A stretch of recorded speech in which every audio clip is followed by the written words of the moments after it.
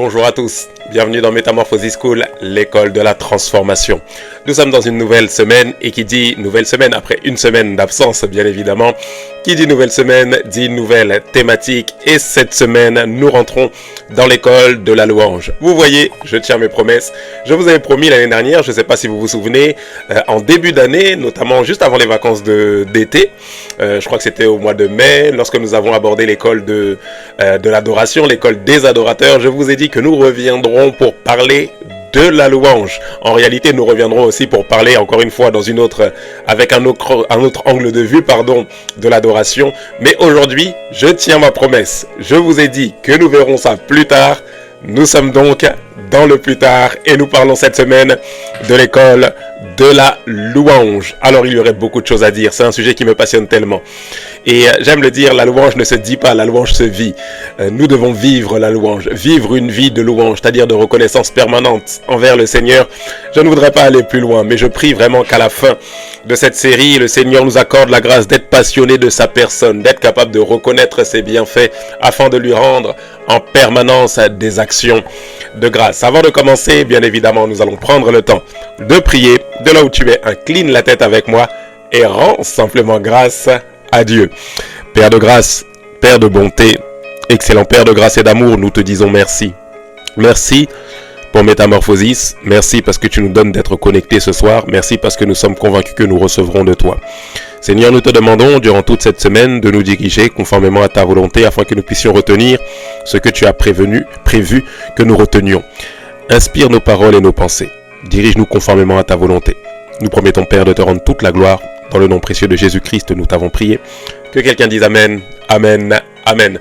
Avant de poursuivre, tu partages la vidéo sur tous tes réseaux sociaux, X, Trend, Instagram, Snap, Facebook, WhatsApp, TikTok, Twitter, partout, parce que je suis convaincu que cette vidéo pourra édifier un grand nombre de personnes dans ton entourage.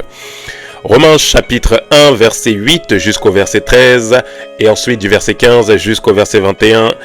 Je lis la parole du Seigneur, c'est notre passage biblique de référence. Je rends d'abord grâce à mon Dieu par Jésus-Christ, c'est l'apôtre Paul qui parle, au sujet de vous tous, de ce que votre foi est renommée dans le monde entier. Dieu, que je sers en mon esprit dans l'évangile de son Fils, m'est témoin que je fais sans cesse mention de vous, demandant continuellement dans mes prières d'avoir enfin par sa volonté le bonheur d'aller vers vous. Ici, l'apôtre Paul s'adresse aux chrétiens de Rome parce qu'il avait le désir d'aller visiter l'église de Rome et il n'en a pas eu l'opportunité. Alors il exprime son profond soupir à cette église. Car je désire vous voir, justement, pour vous communiquer quelques dons spirituels. Je vous renvoie à l'école des dons spirituels, afin que vous soyez affermis, ou plutôt que nous soyons encouragés ensemble au milieu de vous par la foi qui nous est commune à vous et à moi.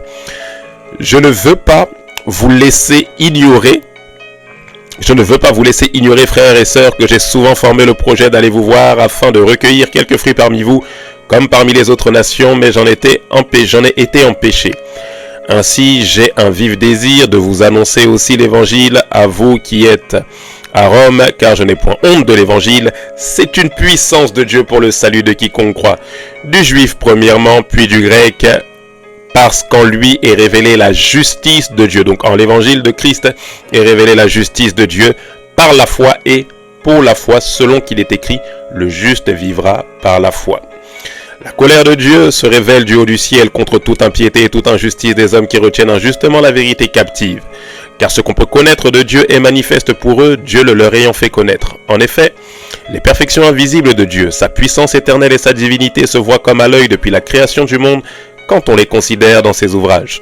Ils sont donc inexcusables, donc sans excuse, puisqu'ayant connu Dieu, ils ne l'ont point glorifié comme Dieu, et ne lui ont point rendu grâce, mais ils se sont égarés dans leurs pensées, et leur cœur sans intelligence a été plongé dans les ténèbres. Psaume 150, verset 1 jusqu'au verset 6, louez l'Éternel, louez Dieu dans son sanctuaire, louez-le dans l'étendue où éclate sa puissance, louez-le pour ses hauts faits, louez-le selon l'immensité de sa grandeur, louez-le au son de la trompette, louez-le avec la lutte, le luth et la harpe, louez-le avec le tambourin et avec des danses, louez-le avec les instruments à cordes et le chalumeau, louez-le avec les cymbales sonores, louez-le avec les cymbales retentissantes, que tous ceux qui respirent louent l'Éternel, louez l'Éternel. Que quelqu'un dise Amen à la parole du Seigneur. Alors de prime abord, étant donné qu'il y a tellement de choses à dire au sujet de la louange, j'aimerais commencer, comme à notre habitude lorsque nous abordons une nouvelle thématique, par les définitions. Alors d'un point de vue séculier, on définit la louange ou le fait de louer comme étant l'action de célébrer le mérite de quelqu'un ou de quelque chose. Je répète, louer dans la définition séculière, c'est l'action de célébrer le mérite de quelqu'un ou de quelque chose. Alors lorsqu'on parle de louange, toujours d'un point de vue séculier, louange d'un point de vue séculier, on parle de paroles justement, de discours qui font l'éloge ou encore les éloges de quelqu'un ou de quelque chose.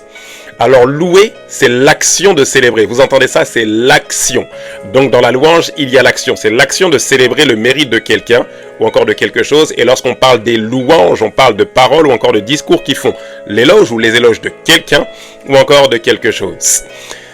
D'un point de vue biblique, qu'est-ce que nous pouvons dire par rapport à la louange? Alors rappelez-vous, chaque fois qu'on mentionne une idée, chaque fois qu'on parle d'un thème ou de quelque chose, il est toujours intéressant d'appliquer cette règle d'herméneutique, de science d'interprétation des Écritures, en allant vérifier où se trouve la première mention, c'est-à-dire la première fois où ce terme ou les termes ont été employés dans les Saintes Écritures. Alors on va faire un petit peu d'herméneutique et aller fouiller dans la Bible où nous retrouvons pour la première fois ces expressions louange, louer, célébrer l'Éternel.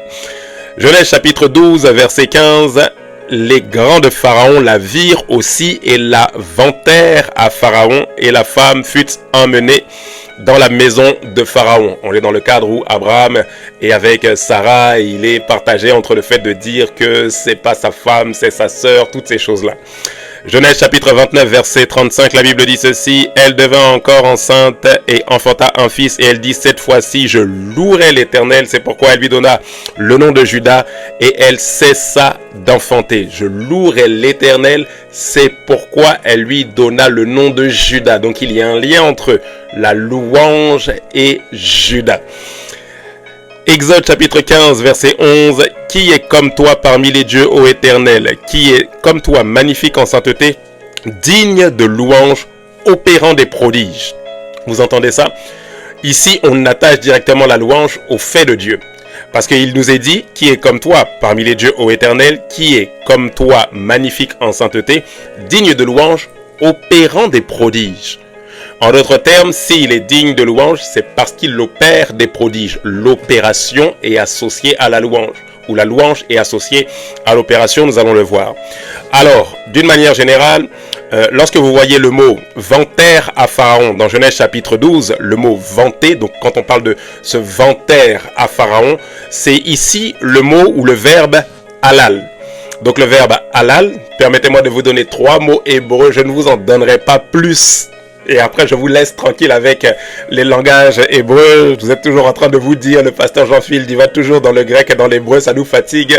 Nous sommes obligés d'aller par là pour après couler dans ce que le Seigneur veut déposer dans notre cœur pour ce soir. Alors, lorsqu'on parle d'halal, on parle de briller. Le mot hébreu halal signifie briller, signifie louer, signifie se glorifier, signifie être vantard ou encore faire des folies. Vous entendez ça? Être vantard ou encore faire des folies. Lorsqu'on parle d'halal, ce verbe signifie en même temps agir comme un insensé. Waouh! Agir comme un fou. On parle de vanter ou encore se vanter. On parle de célébrer, on parle d'être loué, de louer. On parle de louange, on parle d'être renommé, de briller, de se glorifier. On parle d'être insensé, on parle de folie ou encore de fou, de délire, de se précipiter ou encore de s'élancer.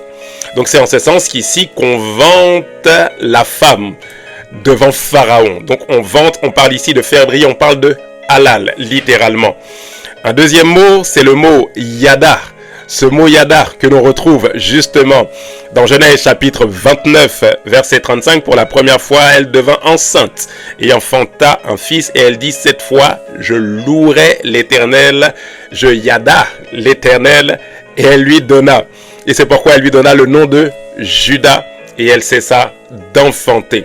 Donc ici, Juda a un rapport direct avec le fait de louer. C'est littéralement: je louerai l'Éternel. C'est pourquoi je donne à mon fils le nom de Juda, parce que dans ce fils, je vois une louange à adresser au Seigneur. Donc yada signifie confesser, avouer, confesser le nom de Dieu, remercier, louer, célébrer, confesser un péché, rendre grâce, remercier, louer, louange, recevoir des hommages, faire l'aveu, avouer, confesser, rendre gloire, célébrer, chant, action de grâce, tirer des flèches, jeter des pierres, abattre. Le dernier mot, c'est un mot qui vous est commun, que vous avez déjà sûrement entendu, c'est le mot hébreu Tehila.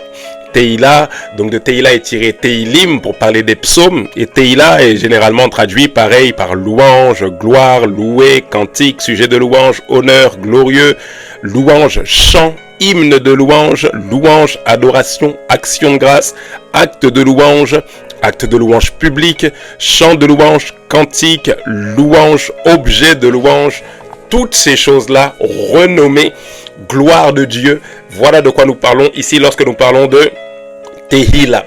Donc lorsque vous voyez ce mot Tehila employé dans l'Ancien Testament, ça fait référence aussi à la louange. Donc nous avons Halal, Yada, nous avons Tehila, nous avons aussi les Tehilim, pour parler ici des psaumes littéralement, pour désigner ici la louange. Alors après toutes ces définitions, qu'est-ce que nous pouvons dire d'une manière générale en ce qui concerne la louange et qu'est-ce que nous devons retenir pour ce soir par rapport à notre thématique sur la louange? Ce soir, nous sommes en train de définir tout simplement ce qu'est la louange et pour terminer, je vais simplement voir avec vous 4 vérités fondamentales.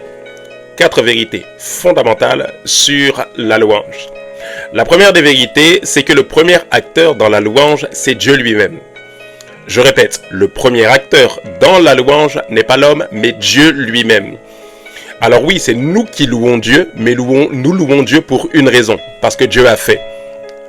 La louange est la conséquence de l'action de Dieu dans nos vies. Voilà pourquoi nous parlons, nous allons le voir tout au long de cette semaine, voilà pourquoi nous parlons d'action de grâce.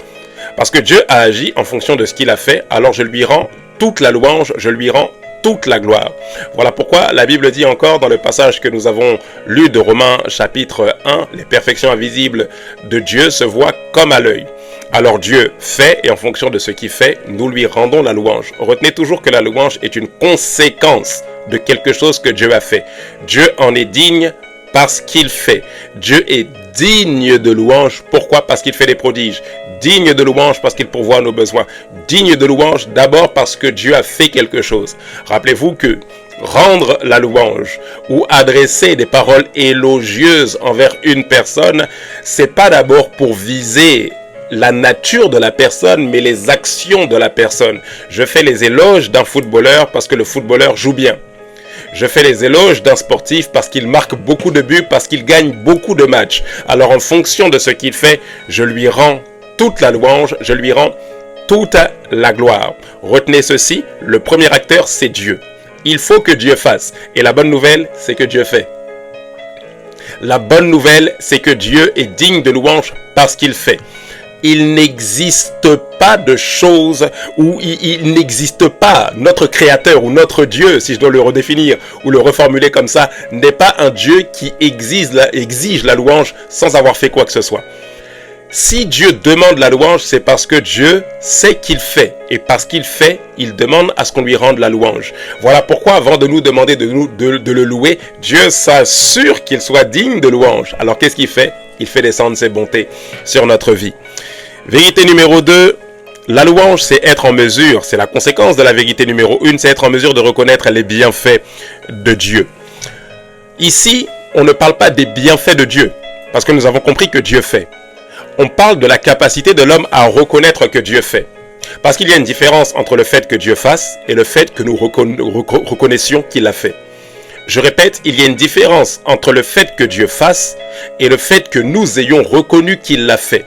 C'est une bonne chose que Dieu fasse. Et Dieu fait, c'est une certitude. Dieu ne ment pas, Dieu agit. Sa parole déclare que ses bontés ne sont pas arrivées à leur terme, mais elles se renouvellent chaque matin. Elles se renouvellent continuellement. Comptons les bienfaits de Dieu et nous nous rendrons compte ô combien le nombre en est grand, ô combien le Seigneur, autant il possède une sagesse infiniment variée, autant ses bontés ne peuvent pas être quantifiées.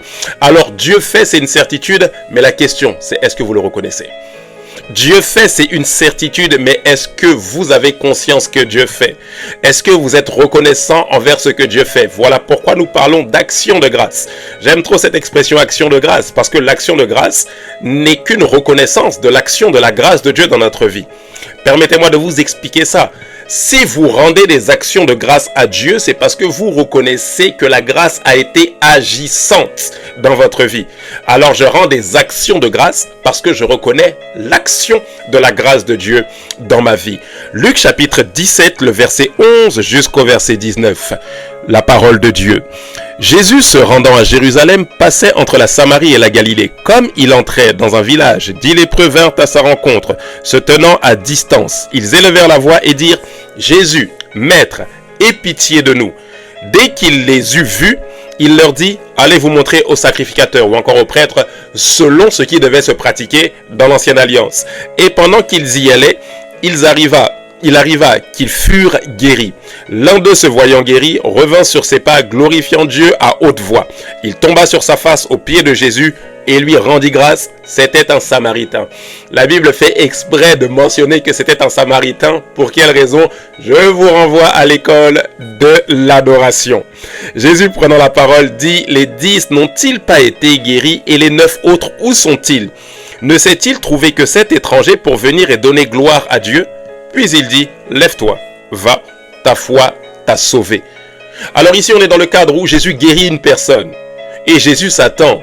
Ne vous dites jamais que oui, bon, Dieu fait, mais c'est normal, il est le créateur, donc il doit faire, et Dieu n'a que faire qu'on le remercie, parce que de toute façon, voilà, il sait ce dont... Non, non, non, non. Lorsque Dieu n'aime pas l'ingratitude. Lorsque Dieu fait dans notre vie, il s'attend à ce que nous lui disions merci. De la même manière, quand vous faites du bien à quelqu'un, vous vous attendez à ce que la personne soit reconnaissante envers vous. Ça ne vient pas de vous, ça vient de l'image que Dieu a imprimée en vous. De la même manière que vous exigez que les gens soient reconnaissants envers vous, Dieu exige que vous soyez reconnaissants envers lui lorsqu'il fait pour vous. Je répète, de la même manière que vous exigez que les gens soient reconnaissants envers vous, Dieu exige que vous soyez reconnaissant envers lui lorsqu'il fait pour vous. Ici, Jésus guérit et Jésus s'attend à ce qu'on vienne lui dire « Gloire à toi, Seigneur ». Voilà pourquoi il s'en dit en disant: mais pourquoi il n'y a que ce Samaritain? Où sont les 9 autres? Il n'y a pas un. Le deal, c'était pas bon. Le seul qui va être, le seul qui va avoir conscience de la reconnaissance, c'est lui qui va me dire merci. Non, non, non. Le deal, c'est que je vous donne et vous me dites merci en fonction de ce que je vous ai donné. Le deal, c'est que vous m'avez demandé, vous étiez 10. Mais où sont les 9 autres?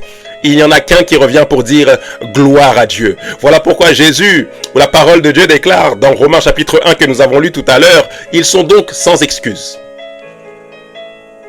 Ils n'ont pas d'excuse, puisqu'ils ont connu Dieu, puisque ses perfections invisibles se voient. Ils n'ont pas d'excuse. Pourquoi? Parce que Dieu fait bleu voir, et sur les bons et sur les méchants. Ils n'ont pas d'excuse. Pourquoi? Puisqu'à travers la création, on arrive à reconnaître qu'il y a un Dieu invisible derrière. À travers la création, on arrive à mieux comprendre le Créateur. À travers la création, on arrive à discerner qu'il y a un architecte qui est derrière. Ils sont sans excuse. L'être humain ne peut pas dire que Dieu n'existe pas. La Bible dit que l'insensé dit dans son cœur: il n'y a point de Dieu. Il faut être insensé pour croire que Dieu n'existe pas. Il faut être insensé lorsqu'on voit les perfections invisibles. Mais elles sont invisibles, pasteur. Elles sont invisibles, mais visibles à travers la création. Ce que vous voyez, selon qu'il est écrit, c'est par la foi que nous reconnaissons que les mondes ont été formés par la parole de Dieu, en sorte que ce qu'on voit a été tiré de l'invisible. Ce que vous voyez, les êtres humains qui arrivent à réfléchir, qui arrivent à concevoir des choses, qui arrivent à avoir de l'intelligence pour faire des études, lorsque vous voyez que les hommes arrivent à se reproduire, à faire des enfants, lorsque vous voyez qu'il y a différentes couleurs de peau sur la terre, à travers ces multiples imperfections, à travers ces sagesses infiniment variées, on arrive à voir celui qui est sage. C'est Dieu. Alors, en voyant tout ce que Dieu fait, Dieu s'attend à ce que tout être humain lui rend toute la louange. J'espère que vous me suivez. Nous ne sommes qu'en introduction. Vérité numéro 3, la louange se fait à travers l'âme, là où l'adoration, ou la véritable adoration, se fait en esprit et en vérité. Je répète, la louange se fait à travers l'âme, là où la véritable adoration se fait en esprit et en vérité.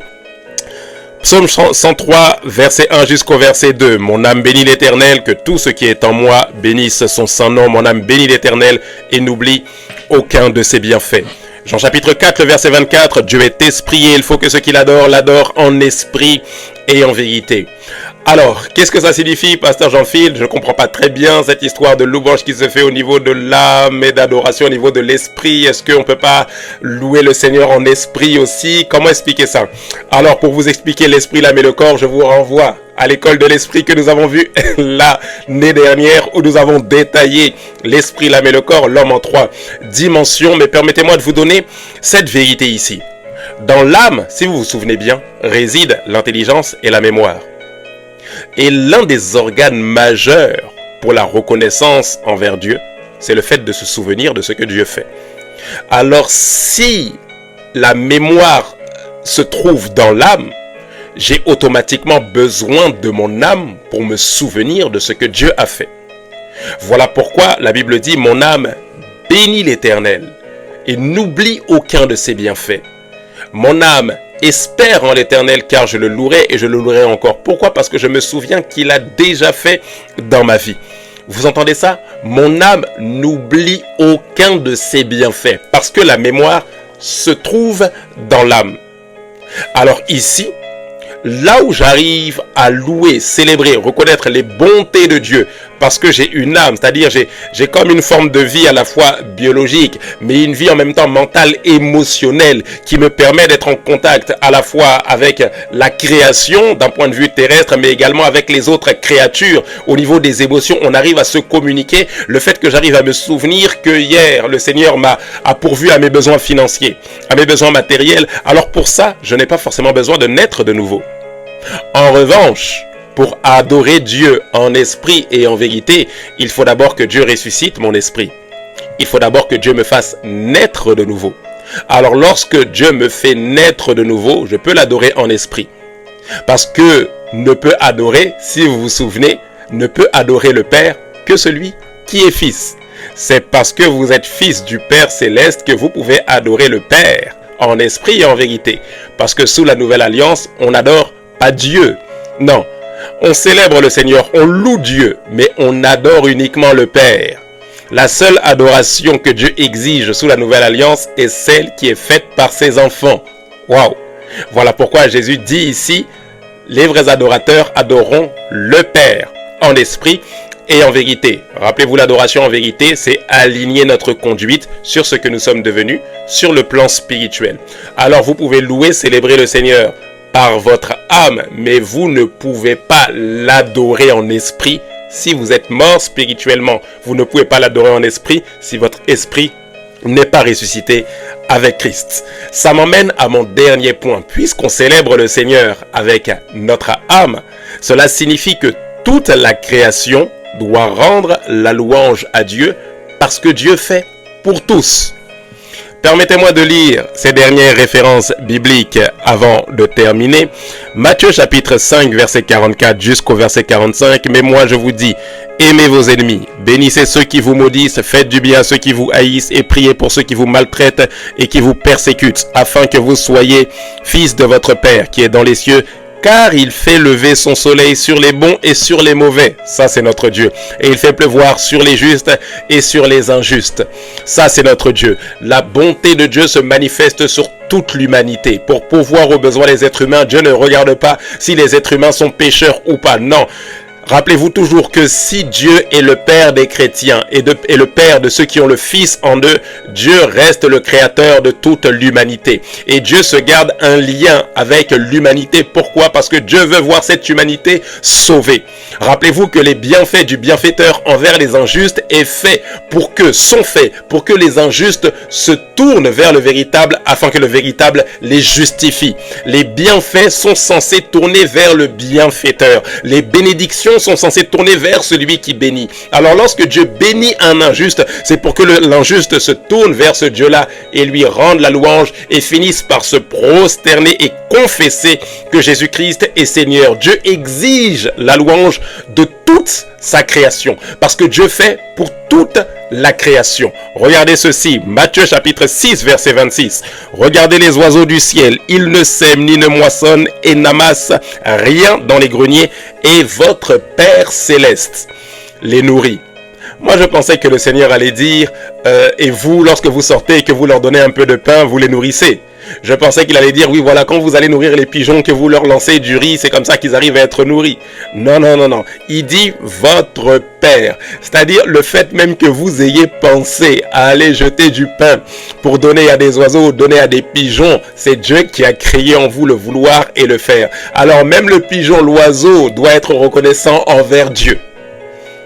Voilà pourquoi la Bible dit ceci, et nous terminons avec ça. Psaume 148, verset 1 jusqu'au verset 14. Louez l'Éternel du haut des cieux, louez-le dans les lieux élevés, louez-le vous tous ses anges, louez-le vous toutes ses armées, louez-le soleil et lune, louez-le vous toutes étoiles lumineuses, louez-le cieux des cieux, et vous, ô qui êtes au-dessous des cieux, qui loue l'Éternel, qui loue le nom de l'Éternel, car il a commandé et ils ont été créés, il les a affermis pour toujours et à perpétuité, il a donné des lois et il ne les violera point. Louez l'Éternel du bas de la terre, monstres marins et vous tous, abîmes, feu et grêle, neige et brouillard, vent impétueux, qui exécutait ses ordres, montagnes et toutes les collines, arbres fruitiers et tous les cèdres, animaux et le bétail, reptiles et oiseaux et les rois de la terre et tous les peuples, princes et tous les juges de la terre, jeunes hommes et jeunes filles, vieillards et enfants, qui louent le nom de l'Éternel.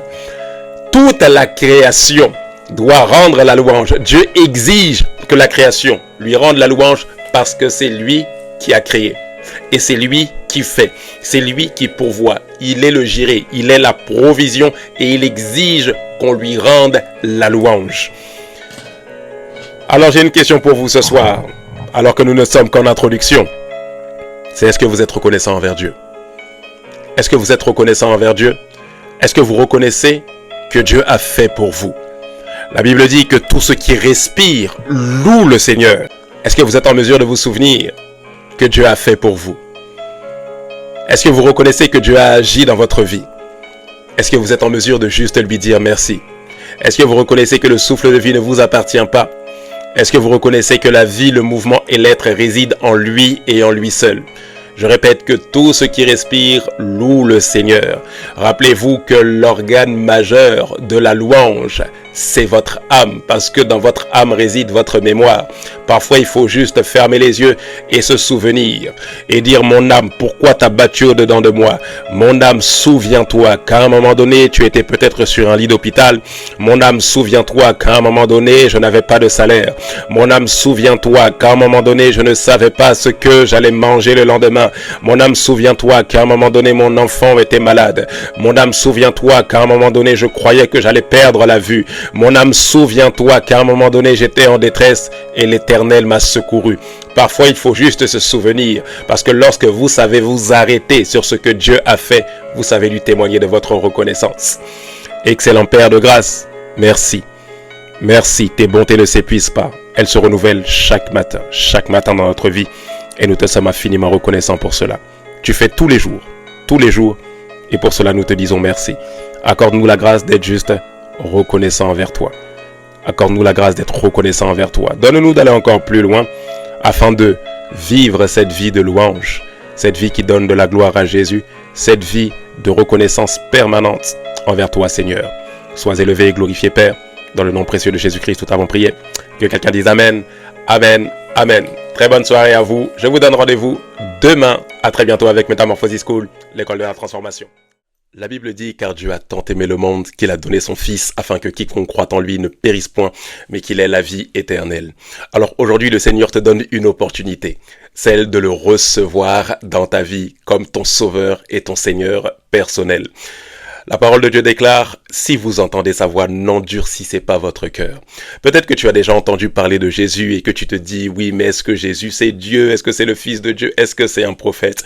Ce soir, je n'ai pas envie de passer par 4 chemins, mais j'ai juste envie de te dire: Jésus est bien plus qu'un prophète. Jésus est bien plus que le Fils de Dieu. Jésus est le Sauveur de l'humanité. Jésus n'est pas celui qui veut juste sauver l'humanité, mais il est celui qui veut te sauver. Il n'y a pas de hasard. Si tu t'es connecté ou si tu as regardé cette vidéo, que ce soit en live ou en replay, c'est que le Seigneur voulait que tu entendes ce message que tu es en train d'entendre maintenant. Alors je veux juste t'inviter à recevoir Jésus-Christ dans ta vie. Je veux juste t'inviter à oser Jésus et à ouvrir ton cœur ce soir au Seigneur. Si c'est ton cas, si tu désires recevoir Jésus-Christ dans ta vie comme ton sauveur personnel, je te dirais ne repousse pas au lendemain. Ne te dis pas que tu n'es pas suffisamment parfait. Ne te dis pas oui, peut-être que la religion c'est pas pour moi. Il n'est pas question de religion, mais il est question d'inviter Dieu dans ta vie. Il est celui qui lave, il est celui qui purifie, il est celui qui sanctifie, il est celui qui relève la tête, il est celui qui donne un nouveau départ. Ce soir, Jésus veut te donner un nouveau départ. Si c'est ton cas, si tu veux recevoir Jésus dans ta vie, fais simplement cette prière avec moi. Seigneur Jésus, je te demande pardon pour ma vie passée, pour mes péchés passés. Je reconnais que je suis un pécheur et je reconnais que j'ai besoin de toi. Ce soir, je veux t'accepter dans ma vie comme mon sauveur, comme mon Seigneur. Je ne comprends pas tout, mais je sais que je crois en toi. Alors viens dans ma vie, change-moi, transforme-moi, fais de moi une nouvelle créature. Dès maintenant, je déclare que je t'appartiens pour l'éternité, que je renonce à Satan et à toutes ses œuvres, et que désormais, j'ai quitté le royaume des ténèbres et je suis rentré dans le royaume de lumière. Merci Père pour ton salut. Au nom de Jésus. Amen. Bienvenue dans la famille de Dieu. Laisse-moi juste prier 1 minute pour toi et remettre ta vie entre les mains du Seigneur. Père de grâce, Seigneur, voici mon frère, voici ma sœur qui a décidé de te recevoir aujourd'hui dans sa vie comme son sauveur personnel. Je te prie, Père, de répondre à cette prière en faisant venir ton esprit dans la vie de mon frère, dans la vie de ma sœur et en la faisant naître de nouveau. Que son passé ne soit plus jamais son futur. Père de grâce, que cet engagement ce soir soit scellé par la puissance de ton esprit au nom de Jésus. Merci Père de ce qu'aujourd'hui tu les fais rentrer dans ton royaume, tu les fais rentrer dans ta famille. Je remets leur vie, leur destinée tout entière entre tes mains. Au nom de Jésus Père, nous t'avons prié. Amen. N'hésite pas à nous envoyer un message. Tu as toutes les coordonnées de Métamorphosis juste dans la description. Envoie-nous un message, que ce soit par WhatsApp, que ce soit sur Instagram, que ce soit par mail sur nos différents réseaux sociaux. Nous nous ferons une joie de t'aider pour t'accompagner dans tes premiers pas en tant qu'enfant de Dieu. Que Dieu te bénisse. À très bientôt.